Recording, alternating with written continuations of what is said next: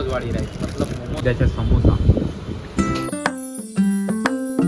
હે guys welcome back to my new vlog. કેમ છો તમે બધા? મજામાં જ છો તો તમારું સ્વાગત છે આજના મારા એક નવા વ્લોગમાં. અત્યારના વ્લોગની શરૂઆત થઈ છે 11 વાગે, કેમ કે હવે થોડોક ટાઈમે બદલાવી નાખ્યું છે ઉઠવાનું. કેમ કે હમણાં રાતના છે ને બહુ નાઇટ આઉટ થઈ જાય છે, એટલે મતલબ કે 3-4 વાગ્યા સુધી જાગું છું. તો 3-4 વાગ્યા સુધી જાગું છું તો મારી હવાના આંખ નથી ખુલતી ને અત્યારે તો બે આંખ મારી દઉં છે ભાઈ. ફૂલ આંખ આખી આંખમાં એના કાળા કાળા ધાબા થઈ ગયા છે, તો આ ધાબા રિમૂવ કરવા પડશે. બાકી કોઈ છોકરી લાઈનની મારે. અને બીજી વસ્તુ કે તમે વિચાર કરતા હશો કે ટોપી કેમ પહેરે. ટોપી એટલે પહેરે કે કેમ કે વાળ વધી ગયા, પણ ટોપીમાં એના વાળ વિખાઈ જાય છે. કેમ કે કોકે કીધું છે કે તમે જે વસ્તુને બાંધવાની ટ્રાય કરશો તો એ વસ્તુ વધારે ઉતાવળી થશે તૂટવા માટે. તો તમે કઈ વસ્તુને બાંધતા નહીં. સમજદારને ખાલી ઈશારા જ કાફી છે કે હું તેની વાત કરતો હતો. તો ભાઈ મેં પાછળને ટી શર્ટ બદલાવી નાખ્યું, કેમ કે મને એનું ટી શર્ટ ગમતું હતું પણ એ કલર નહોતો ગમતો. કેમ કે એ કલર કોકનો ફેવરેટ કલર હતો ને આપણા કોકના ફેવરેટ કલર ન ગમે, આપણે જ ગમે. કેમ કે તમારો ભાઈ સલ્લુભાઈનો ફ્રેન્ડ છે, वो सिर्फ अपने आप की सुनता है. તો ભાઈ આ નાસ્તાનું કેટલા ટાઈમથી વિચાર કરતો હતો કે આ નાસ્તો કરી. કેમ કે વરસાદના મોસમમાં ભજીયા ને ચા ન ખાય તો એ મજા જ ના આવે. કેમ કે હા હું ભજીયાનો તો ભાઈ એટલો દીવાનો છું ને તો વાત પૂછો, એટલો દીવાનો હું બીજા કોઈનો પણ નહોતો. તો આપણે અત્યારે હે ને ભજીયા ખાઈને જાય દુકાને.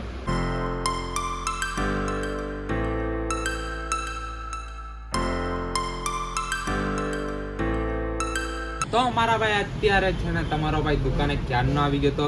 પછી થોડુંક કામ હતું તો કામ પતાવ્યું. કામ પતાવીને મારે ચા પી હતી, તમે ચા મંગાવીને ચા પીને અત્યારે તમારો ભાઈ બેઠી ગયો છે ફ્રી.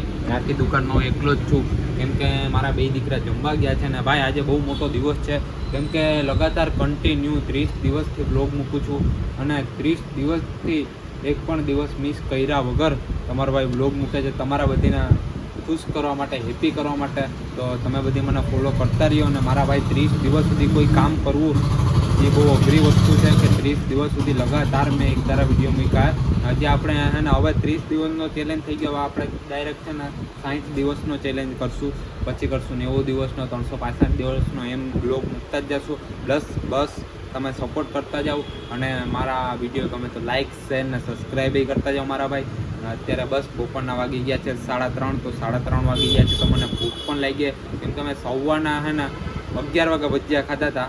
હવે અત્યારે પાછી ભૂખ લાગી ગઈ લિટરલી, મતલબ 3 કલાકથી મેં કંઈ ખાધું નથી.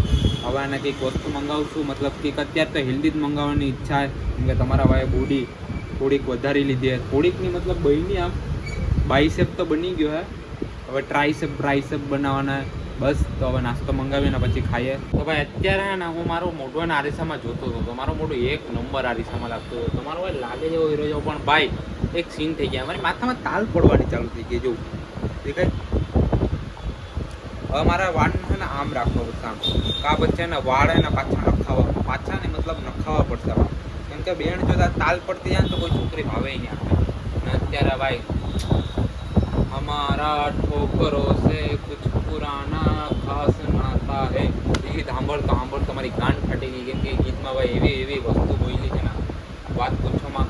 અત્યારે છે ને મારો ટાઈમ પણ નથી જતો, 4 વાગી ગયા ને મારો ટાઈમ પણ નથી જતો. હવે એના નાસ્તો મંગાવ્યો, હજી નાસ્તો નથી આવ્યો, ભૂખ પણ લઈ ગઈ. તો અમારા ભાઈ અત્યારે વાગી ગયા છે સાંજના 5:30 વાગી ગયા છે. અત્યારે ભાઈ તમારો ભાઈ ગાય છે વેફર, એ પણ ટમેટાની વેફર મને બહુ ભાવે. કેમ કે તમારો ભાઈ છે ટમેટા જેવો ને પી અત્યારે સોડા. તો નાસ્તો કરી લે ને ભાઈ. અત્યારે તમારો ભાઈ ફ્રી બેઠો તો હું થાકી ગયો હતો, તો અત્યારે મને ભૂખ લાગી ગઈ છે તો હું મારા માટે મંગાવી લીધા છે સમોસા. મને એમ તો કેટલી બધી વસ્તુ ભાવે પણ કોઈ ભાવ નથી આપતું. વાંધો નહીં, તો હવે આપણે આ સમોસા ખાઈ લઈએ.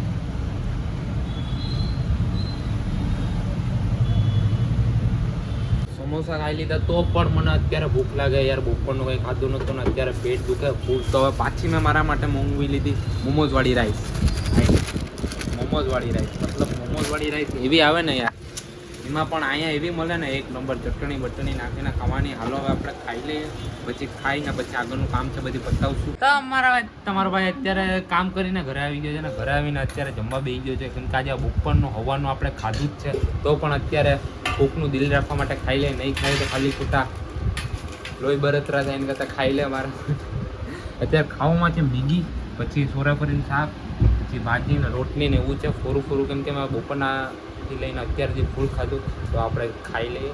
તો અમારા ભાઈ અત્યારે જમીને તમારો ભાઈ બહાર આવી ગયો છે રખડવા માટે. એ પણ ઉડતો લંડ મતલબ કે હાલવા આવ્યો છે. આખા રસ્તામાં હું ખાલી એકલો જ છું ને આજે તો મારા ભેગું કોઈ આવ્યું નથી મસ્કો બસ્કો. કેમ કે હમણાં તમારો ભાઈ થોડોક નેકની રાહ ઉપર ચાલે. નેકની રાહ મતલબ બહુ સારા કામ કરે. કોઈને 10 રૂપિયા જોતા હોય તો એને 5 રૂપિયા આપું કે આવશું રીતના હું જ કરું. હવે તમારો ભાઈ હે ને સારો બનવાની ટ્રાય કરે છે. આ બેન જો રસ્તામાં સાપ બાપ નીકળી ગયો ને પગમાં કળી ગયું તો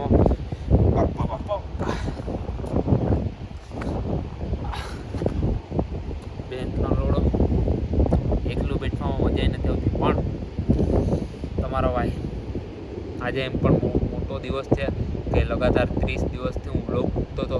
આજે 1 મહિનો થઈ ગયો છે કે હું 1 મહિનાથી કન્ટિન્યુ વ્લોગ મૂકું છું.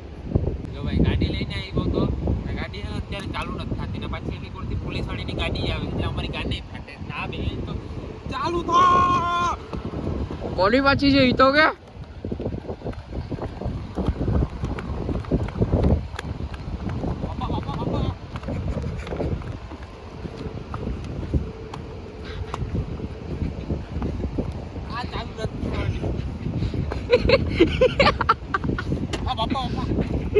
ગાડી ચાલુ નહીં થાય. પોલીસ વાળા આવે ગાન માર લે વાંધો નહીં બેસી જાય શાંતિથી.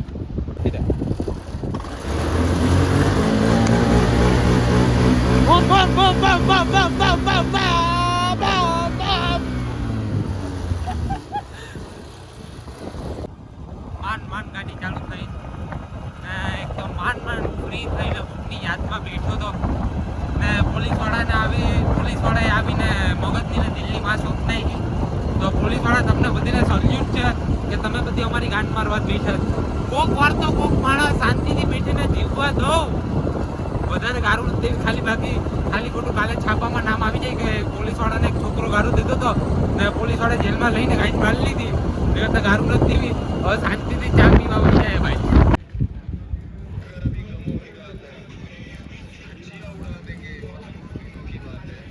ગમે થાય માથ ઉદય કે ગમે થાય ચા તો પીવા આવવાની.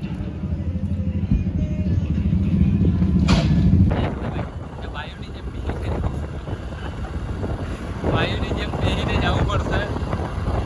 તો હવે જાય ઘરે અત્યારે થાકી પણ ગયા છે. તો મળીએ કાલના નવા બ્લોગમાં. અત્યારનો બ્લોગ અહીંયા જ કરશું. બ્લોગ ગમે તો લાઈક શેર ને સબસ્ક્રાઈબ કરતા જજો. મળીએ કાલના